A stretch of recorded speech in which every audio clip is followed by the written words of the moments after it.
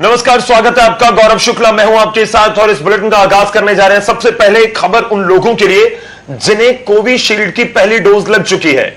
जी हां, कोविशील्ड पहली और दूसरी डोज में जो समय है उसको बढ़ा दिया गया है। यह बड़ी खबर है इस समय की कि वैक्सीन की दोनों डोज के बीच के समय को बढ़ाने का फैसला सरकार की तरफ से लिया गया है।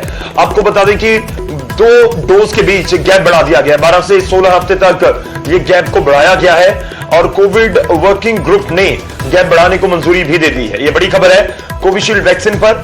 आपको बता दें कि इसका सीधा सा मतलब यह होगा कि अब तक क्या हो रहा था कि जैसे आपने आज लगवाई वैक्सीन तो 6 से 8 हफ्ते के बीच आपको दूसरी डोज लगवाई जा रही थी या 45 दिन के बाद दूसरी डोज लगवाई जा रही थी, लेकिन अब कोविड वर्किंग ग्रुप ने इसको बढ़ाने की जो सिफारिश थी उसको मंजूरी दे दी है। और आपको यह भी बता देंगे इसका मतलब यह होगा कि 12 से 16 हफ्ते तक इसको बढ़ाया गया है। लगभग 3 से 4 महीने बाद आपको अब दूसरी डोज लगेगी कोविशील्ड की। स्वास्थ्य मंत्रालय की तरफ से यह बड़ा ऐलान किया गया है। बड़ी खबर है इस समय की कोविशील्ड। एक तरफ किल्लत पूरे देश में वैक्सीन की नजर आ रही है और लोगों को पहली डोज नहीं मिल रही, दूसरी डोज का भी इंतजार कर रहे हैं। और इस बीच कहीं ना कहीं प्रशासन के लिए भी एक चुनौती है कि जो पहली डोज ले चुके हैं उनकी तो कम से कम दूसरी डोज देकर उन्हें कंप्लीट किया जाए। लेकिन अब जो फैसला किया गया है कि अब 12 से 16 हफ्तों का एक गैप होगा पहली और दूसरी डोज के बीच में, तो सीधा सा मतलब यह है कि जो किल्लत है उसको भी दूर करने की एक तरह से कोशिश है। और इसका किस तरह से इंपैक्ट होगा कोरोना को हराने में और जिन लोगों को डोज लग रही है उन पर किस तरह का इंपैक्ट होगा यह देखने लायक रहेगा। लेकिन जो एक्सपर्ट्स हैं उनकी सिफारिश थी, उसके बाद कोविड वर्किंग ग्रुप ने गैप बढ़ाने को मंजूरी दे दी है।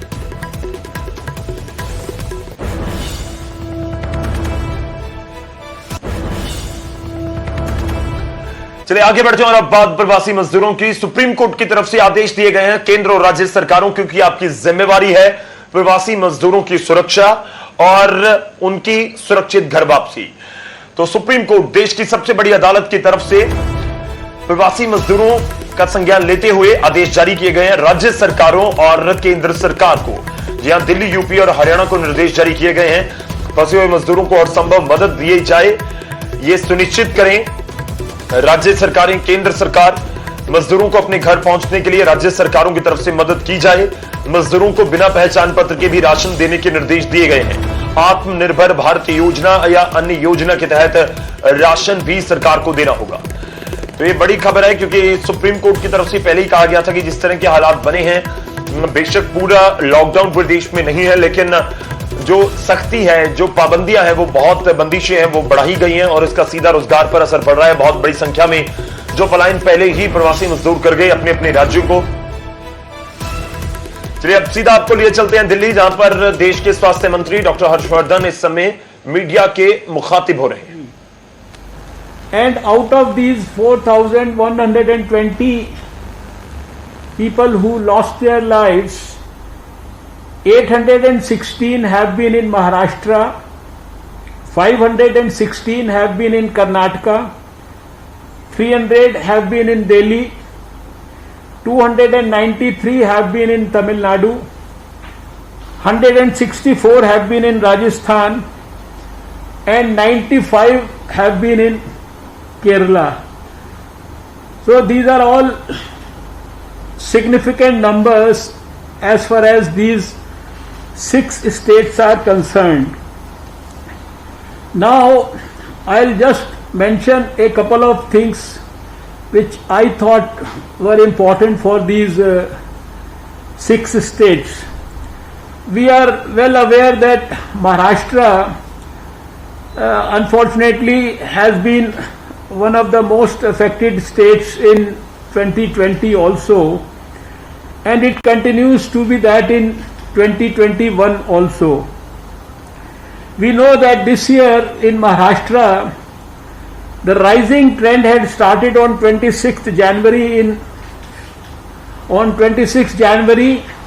few districts of Vidarbha, and then it extended to 30 districts with involvement of some of the rural areas also. And today Maharashtra is reporting some of the highest daily deaths in the country, that ranges between 700 to 1000 deaths. We know that Maharashtra has faced this challenge so much in the last over 1 year, and they have done also put in great efforts on the surveillance front, testing, treatment and all the related fronts also. Although right now we see a declining trend since 27th April in Maharashtra, but still the state is reporting around 50,000 new cases daily.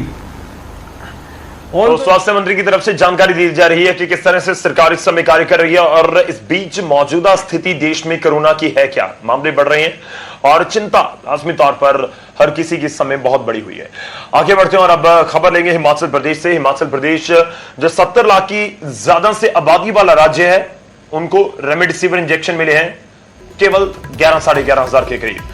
ये खबर है क्योंकि लगातार मामले हिमाचल में भी सामने आ रहे हैं। रोजाना 5000 केसेस हिमाचल प्रदेश में सामने आते हैं और इस बीच यह आंकड़ा बहुत बड़ा है 5000 केसेस का, और 70 लाख से अधिक आबादी वाले हिमाचल को केंद्र सरकार से मात्र 11,500 रेमडेसिविर इंजेक्शन ही मिल पाए हैं, जबकि प्रदेश के लिए 24,000 इंजेक्शन अलॉट किए गए हैं। वही वेंटिलेटर की बात की जाए तो अभी तक केंद्र ने हिमाचल को 750 वेंटिलेटर दिए हैं, जिनमें से राज्य सरकार 495 ही इंस्टॉल कर पाई है, जबकि 255 को इंस्टॉलेशन का इंतजार है।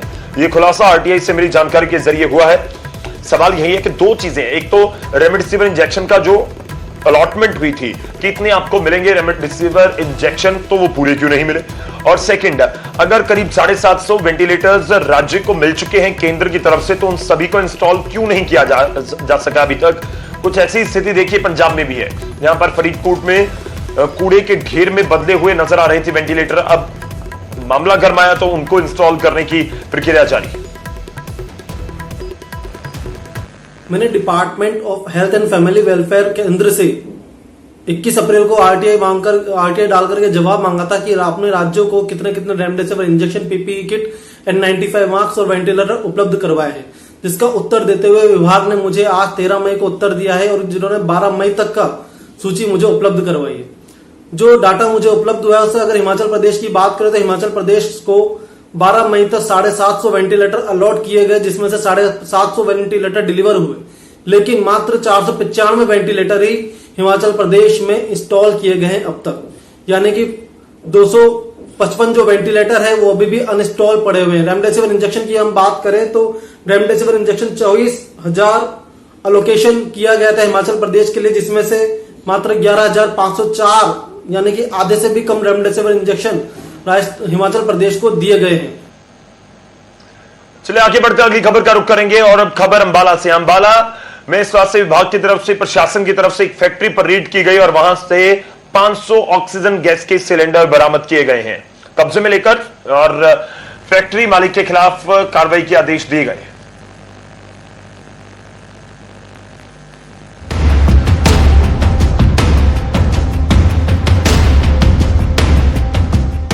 इन सिलेंडर में वो कीमती सांसें हैं जिनके लिए आजकल हाहाकार मचा है, जिसकी वजह से अस्पतालों में मरीज दम तोड़ रहे हैं। लेकिन महामारी की इस मुश्किल घड़ी में भी मुनाफाखोरों को अपने फायदे के अलावा कुछ नजर नहीं आता। उनके लिए इंसान की जान की कोई कीमत नहीं। अंबाला प्रशासन ने एक ऐसी ही फैक्ट्री पर कार्रवाई करते हुए 500 से ज्यादा ऑक्सीजन सिलेंडर बरामद किए हैं, जिनमें से 250 सिलेंडर भरे हुए थे। देखिए, यहाँ पे हमें खाली और भरे मिक्स सिलेंडर मिले हैं और इसमें करीब ये 350-400 के करीब ये भरे हुए सिलेंडर हैं और 150 के करीब यहाँ पे खाली सिलेंडर हैं। वो सभी हमने सीज किए हैं।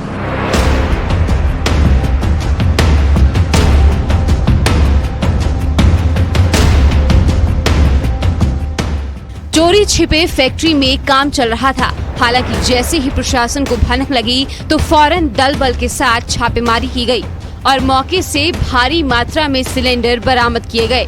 फिलहाल पुलिस ने मामला दर्ज कर जांच शुरू कर दी है। अपने आरटीआईडीसी मैडम ने यहाँ पर छापामारी के हमारा सहयोग साथ है और इसमें से लगभग 500 सिलेंडर के करीब टोटल बरामद किए हैं। भले ही फैक्ट्री से सैकड़ों सिलेंडर पकड़े गए हों, भले ही सारे सिलेंडर गैर कानूनी ढंग से फैक्ट्री संचालकों ने फैक्ट्री में रखे हों, लेकिन फैक्ट्री संचालकों की आंखों में न शर्म थी और न ही गलती का एहसास। लगभग 500 सिलेंडर्स यहाँ पर आप कहाँ पे आपने गिन लिए 500 कहाँ?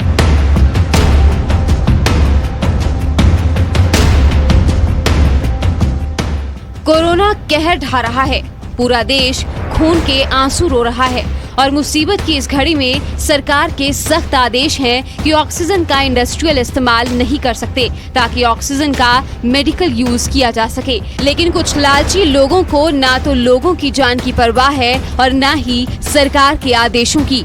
अंबाला से कृष्णबाली के साथ ब्यूरो रिपोर्ट, न्यूज़ 18।